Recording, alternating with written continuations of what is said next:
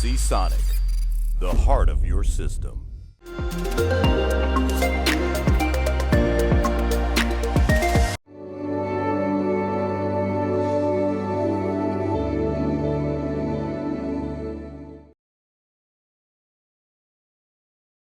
I'm Leo Walder for Kit Guru. Today is the day that AMD had their keynote at Computex 2019. Keynotes are not that rare, however, Computex does not do keynotes at the opening press conference. They just don't happen. This is a first, and the reason it's significant is that AMD has had its 50th birthday just recently. They had a keynote at CES back in January. Now they've had a keynote at Computex. 2019 is AMD's year, no two ways about it. We attended the keynote this morning and it was rammed, busy as anything, which involved sitting around for an hour waiting to get in and then sitting in there waiting for the whole thing to kick off, with the slightly absurd point, which is it was live cast. Had I been back in the UK and got up at 3 in the morning, I think it would be, I could have watched it live. Indeed, had I remained in this glorious hotel room here with these slightly dubious curtains behind me, which does make this look rather like a ransom video.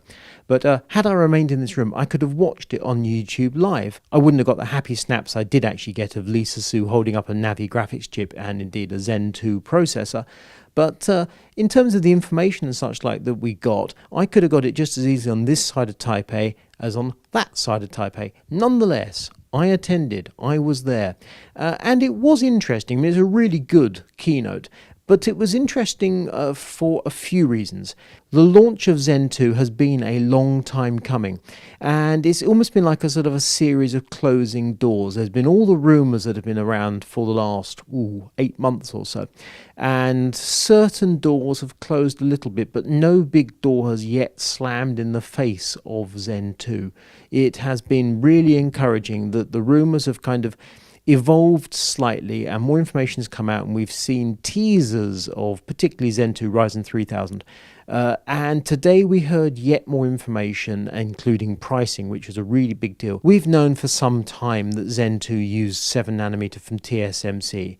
The chiplet design, that was confirmed a while ago as well. It was blooming obvious they were going to go for a more than 8-core model for sure, almost certainly 16-core. Today we saw the 12-core in action. So that's done. We are absolutely sure in our minds the 16-core is also coming. However, Lisa Su, the boss of AMD, did not show us that. Nonetheless, there's a 16-core coming. I'm quite sure it's going to be in Q3.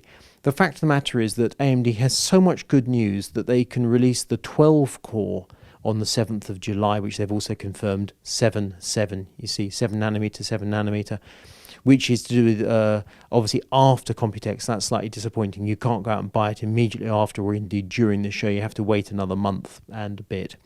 But it's happening soon, and then in Q3 they can bring out yet more good news with the 16-core. So that's as sure as eggs. So going down Matthew's news piece, we see details of 5 models of processor. Ryzen 5, 2 of them, each 6 cores, 12 threads. Ryzen 7, 2 models, 8 core, 16 threads. 1 Ryzen 9, 12 core, 24 thread. Now, the rumours had been that AMD was going to shift everything down the stack. So Ryzen 5 was going to become possibly an 8 core, Ryzen 7 would be a 12 core, then there'd be a new Ryzen 9, and that would be a 16 core. There is clearly space in the model stack just about for a Ryzen 9 3950X, something like that, which would be your 16 core, but it's seemingly a bit packed up the top. If Ryzen 9 is 12 core, I don't know what they're going to call the 16 core. It doesn't feel right that that would also be a Ryzen 9. So it feels to me like there's going to be another model coming. Ryzen 9 is obviously new, but it's fairly predictable. But Ryzen 11, something different, really don't know. But that 16 core, I'm sure, is coming, and therefore some appropriate name. We also heard something about Navi graphics, and what we heard was really quite, I hate to say this, it was dull. And the fact is, the performance that we saw on screen, it looks to me as though the highest end of Navi is going to be looking to compete with RTX 2070. Now, that's not bad, but it's not special. And also, it is quite clear that ray tracing is a whole different technology that NVIDIA at the moment has signed, sealed and delivered, albeit, what good does that do you? AMD does not. But in terms of gaming grunt, RTX 2070, I'm happy with that, but it means this brand new Navi, and there have been some rumors about problems and poor performance. It feels like it's true. Now, how much a discrete Navi graphics card will cost you remains to be seen, but at the moment it's a bit of a fizzle, quite frankly. It's a shame to say. It's going to be coming soon. But when Navi arrives, it's going to be like, oh, that's that RX 5000 thing, is it? Oh, okay. How much does it cost? Yeah, I might be interested, might be not. But in terms of a graphics product stack, right now, AMD is not looking that great. Pricing is going to make a massive difference. If they can force NVIDIA to price down the RTX 2070, I think we'd all be grateful. If NVIDIA had to then bring the RTX 2080 down to kind of make the stack look more sane, well, hooray and happy days. But we have to wait and see if that actually happens. But right now, if Navi starts up competing with RTX 2070, then further down the stack, RTX 2060 and such like, that's a good place to compete. But nonetheless, the idea there's going to be a Halo product that's RTX 2080 or whatever, that's looking like a lost cause. What you are getting is cheap chips. So the Ryzen 5 3600 comes in at $199, the Ryzen 5 3600X $249, moving up Ryzen 7 3700X $329, which is actually the first chip that Lisa Su was talking about on the screen. The other two models, Matthew's obviously dug up the information. Ryzen 7 3800X $399, and at that stage we thought, that's sounding good. And then that 12 core, the new part, the Ryzen 9 3900X, $499. Now that's big news, because that's going head to head with Core i9 9900K in a way. The power is same ballpark. It's obviously got more cores. It's on the other hand got lower clock speed, because the i9 can run at 5 gigahertz. That too much difficulty, and if you get a good chip, 5.1, maybe 5.2. But 4.9, that's faster than you're going to get from AMD. And we know about the price of Intel chips recently. Scary to say the least. So that's good. Threadripper, there was no mention of Threadripper whatsoever. Now, I cannot decide in my own mind whether AMD's kind of just resting Threadripper or if it's going to kill off some of Threadripper. Because the currently 16 core part in particular looks to me to be just, what's that all about when you've got an AM4 part coming along? And the same is true of the 12 core. Now, the 24 core, 32 core parts, they're big workstation parts. They're a completely different market to the AM4 parts. We've proven that in testing.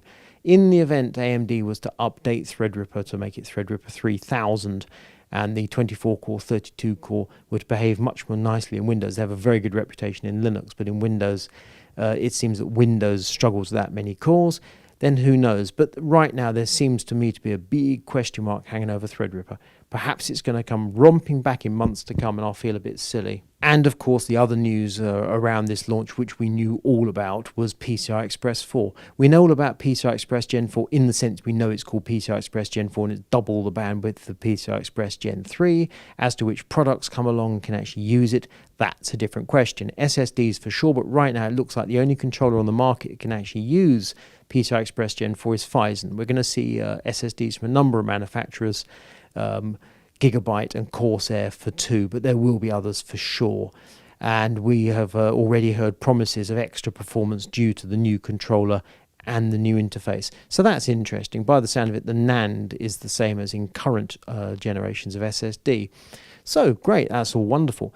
What we're going to see from PCI Express Gen 4 in terms of graphics performance due to the new interface, right now it's looking like not a lot, because that's going to be Navi, and Navi itself looks like it's giving me no great shakes, and I don't think that AMD's playing us for suckers in this one. I was having a chat today with one of the chaps who knows something about what goes on behind the scenes with motherboards. I'm going to say no more than that, and asked a couple of questions about the details of AMD's development. He came up with a couple of specific points of interest.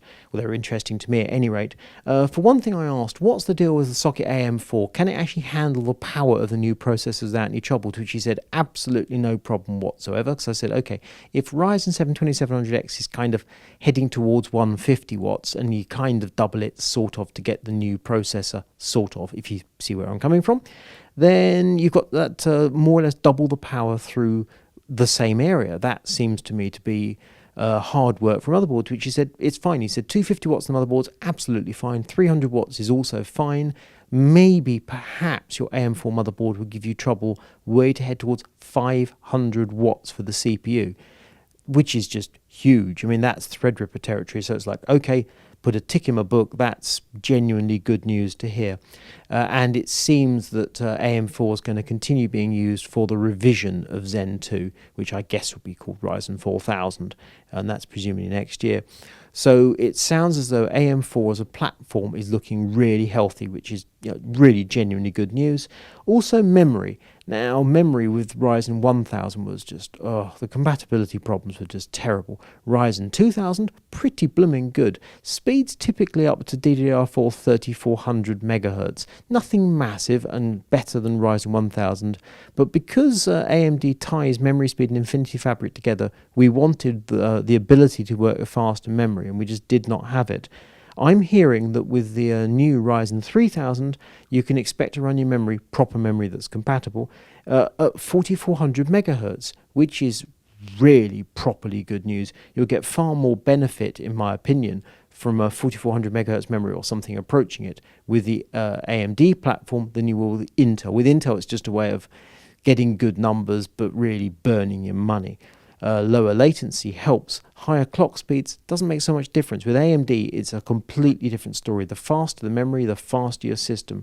So the idea of 4400 is good, and that is indeed Samsung BDI. Even now, Samsung BDI continues to rule that particular roost. So those are my thoughts on the launch today of Ryzen 3000 Zen 2. We won't be able to get our hands on hardware to actually test it until closer obviously to the launch, which has been confirmed as being 7th of July, and that's sounding very promising indeed. Looking forward, we are aware of a number of X570 motherboards in Computex ready for Computex launches tomorrow. This is the pre-day for Computex. So we're going to see a whole load of X570 boards. We're going to start banging up the news as fast as we can. The X570 chipset, it doesn't sound like there are any horrible problems around it, albeit it's quite a power beast. It wants at least 10 watts, we understand. Some people, I think, have even hinted at 15 watts. So we will see a number of motherboards using active cooling on the chipset, which is a little unfortunate, but if it's necessary, then you want your chipset, you want your PCI Express 4 hardware to be in good condition. So sad to see the return of active cooling. Looking forward to seeing motherboards that use decent passive cooling. That would be a real pleasure to see. If you like this video, give it a thumbs up. Make sure you return to Kit Guru during Computex for the latest hardware news. I'm Leo Waldock. This is my take on AMD's Zen 2 and Ryzen 3000.